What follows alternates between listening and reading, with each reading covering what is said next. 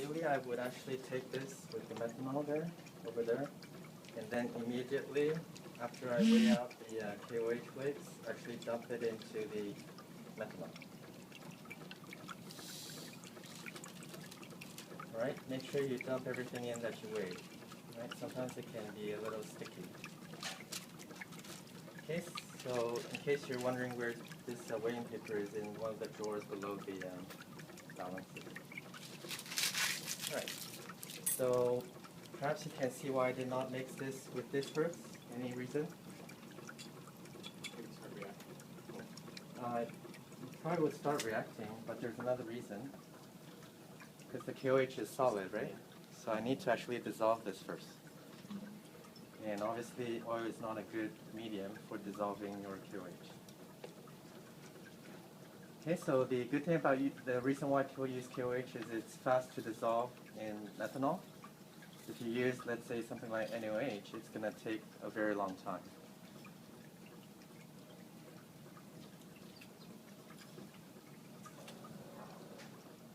Alright, so make sure all the flakes are dissolved before you actually put it in. Provide some energy to it.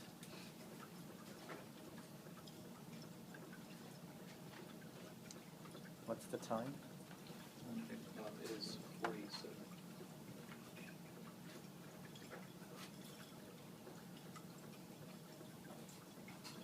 And that's the other reason why we use flakes. It's a bit more broken down. The other ways you can buy KOH is in pellets, like bigger side pellets. And so that's going to be a bit more longer, right, to actually dissolve. Okay, we have one more flake.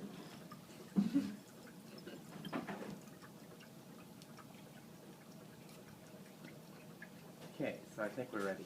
Alright, so everything should be totally clear before you dump this in. Okay, so dump the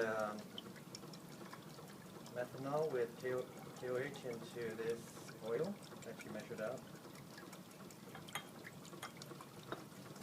And shake it up a little. Okay, so this will be your starting mixture for your transesterification. Right? So you can see it's sort of milky, creamish, yellowish color, right? Sort of the starting color of your soybean oil. And so what we do is we have a controlled temperature bath to actually do the reaction.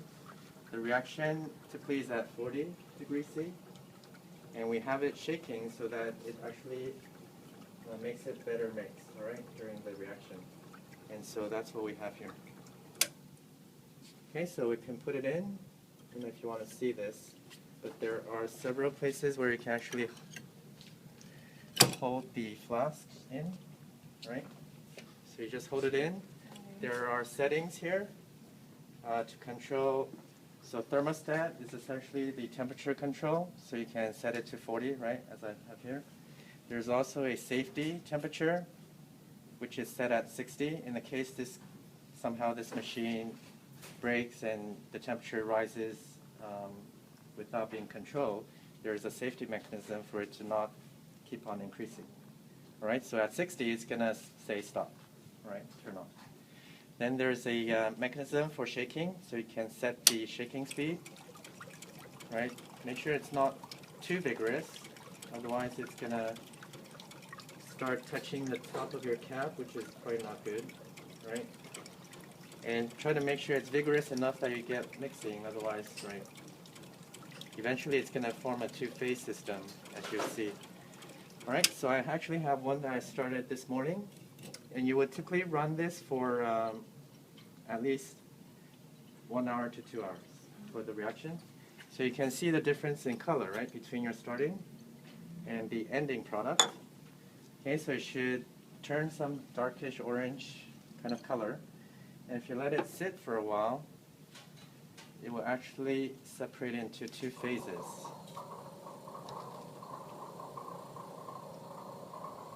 Or maybe not. Okay, so what you do is once you're done with the reaction, you would pour this into what we call a separatory funnel. Okay, this is a funnel used to separate out two immiscible phases. And so you pour this in, you can see it's already turning, right, a darker and then a lighter.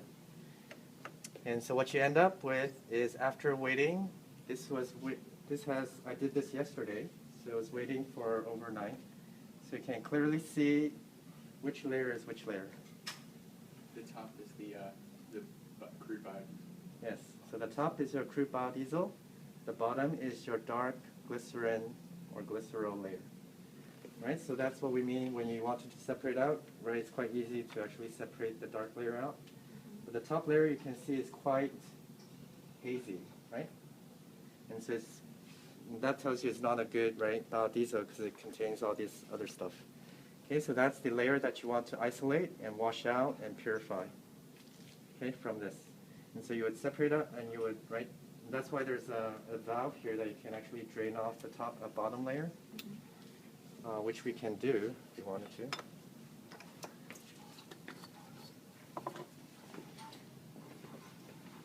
Alright, so you would carefully drain out the bottom.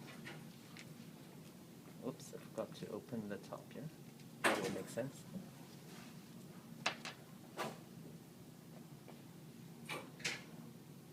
Right? Okay, so this would be your byproduct glycerin or glycerol.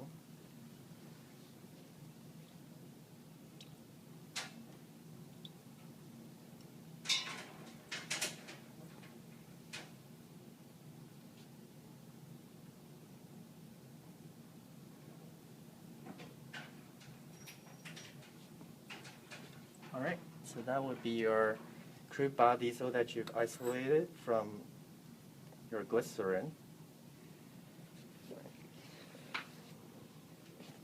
And then what you need to do is to wash the top layer of your crude biodiesel to get rid of the excess methanol, your KOH, and other stuff, right? So what you need to do is to add distilled water.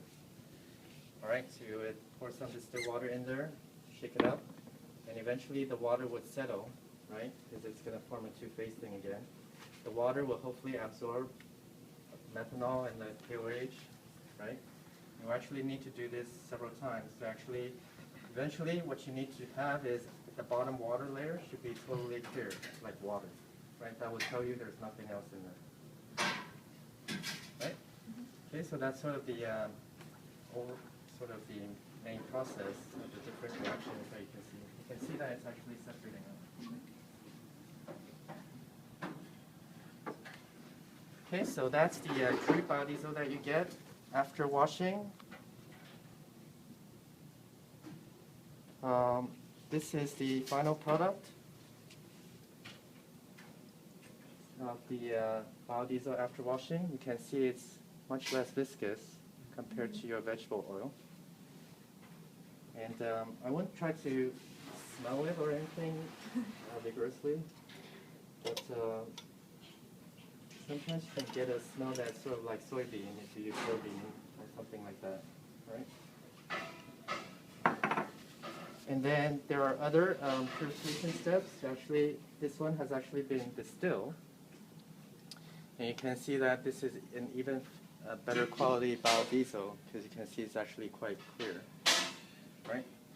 And so this is research done by Professor Terence Ross and his group, and so they have been able to go to I think the EPA or something to make this distillation. Right, so if you're thinking of different ways to do the separation or the purification, there are many methods, obviously. With just doing the simple water washing, you're going to at least take 10 times. So that uses a lot of water. And so you might want to think about alternatives that would be more efficient, more effective, less usage of other types of material. Okay, any questions? All right, so